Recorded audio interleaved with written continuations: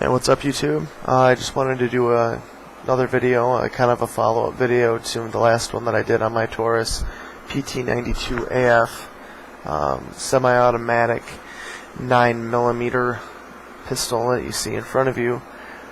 It is a great gun. I've had it now for like 6 months, and I enjoy it thoroughly. I try to go to the range, 2-3 times a month, put 100 rounds through it every time I go. It's really a great gun to own. It's good for all levels of shooter, beginner, intermediate, advanced. I've never once had it jam up on me. I've never once had it misfire. Obviously, I spend the money and get a little bit nicer ammunition.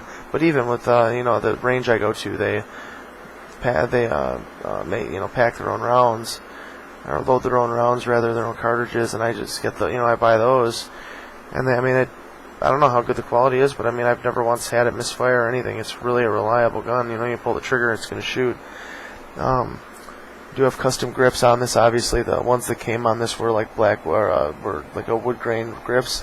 They were nice, but I think I kind of made it look a little grandpa-ish to me. I don't know. So this looks a lot cool, a lot more cool to me. I got pack mirror grips on it, and they got the nice, finger grooves and everything. I'm going to do a quick field strip just so you can see it. Go ahead and take this out. It's got a 15-round magazine. Enjoy that quite a bit. Obviously, we've got 9mm rounds there. Let me just unload it. The rounds that we're using, obviously, are going to be 9mm here. They're jacketed hollow points. These are the kind of rounds that you want to use when you are dealing with home protection, obviously, because they will hit the target and stop. Versus like a full metal jacket, which has a tendency to go through its target. Now, 9mm FMJs or full metal jackets aren't necessarily going to go through a target. Depending on where you shoot them, it might. But obviously, 45s and 40 calibers and bigger caliber weapons are going to, have more velocity, and they're going to go through a lot easier. But don't get me wrong, a full metal jacket can go through, and that's what's bad about home protection. You don't want it to. You don't want to shoot somebody, have it go through them, and then into someone or something behind them.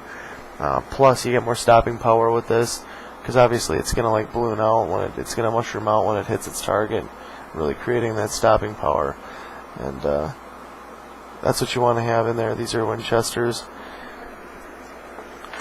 So let's just do a quick field strip of the gun.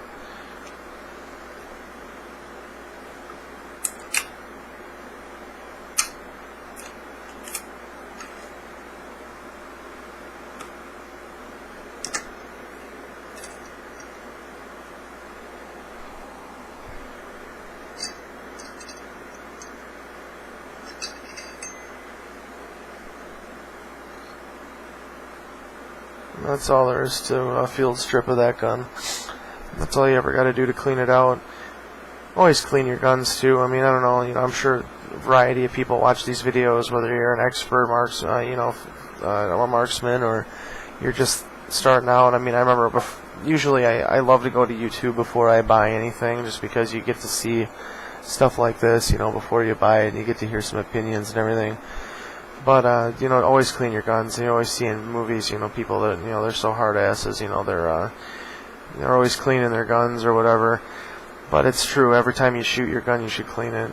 Otherwise, it's just, guns really don't depreciate. Guns don't break down. They're great things. You just gotta take care of them. And in a gun like this, that's this easy to field strip, there's really no excuse not to.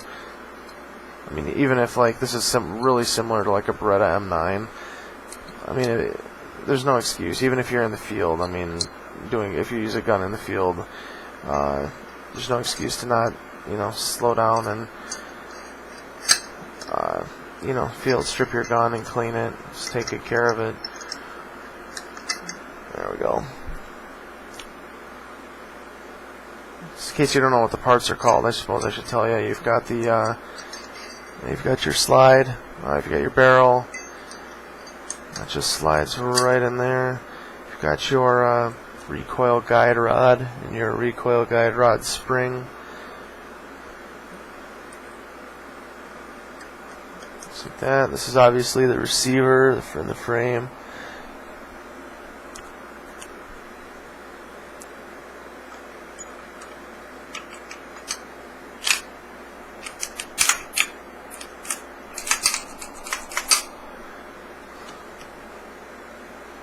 pretty easy.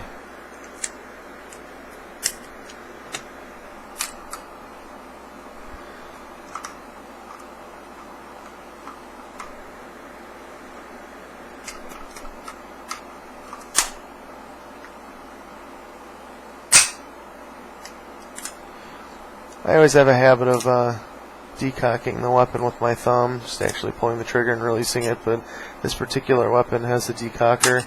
You can just push down on it like that. And I like to keep the gun like that. You know, I keep it in the decocked mode with the safety on, and then I have to save my girlfriend in the house and make it easy for her to use. Obviously, I tell her if there's ever an intruder and you ever need to use the gun, you just disable the safety and start pulling. Obviously, you know, if it was pulled back all the way, you'd have the hair trigger, and I think that's just maybe a little dangerous. I don't know. I like the idea that first shot you got to give it a really good pull. So, anyway, that's going to be my review on the gun. Again, my extended little video here. Let me just wipe some of the prints off of it so it looks nice. I recommend the gun if you're thinking about buying one. You're looking at these videos as a kind of a, you know, as a little bit of a, you know, review, a little bit of a reason, and you know, looking for people's advice. Do it. It's a great gun. I love it. Leave comments. Thanks a lot.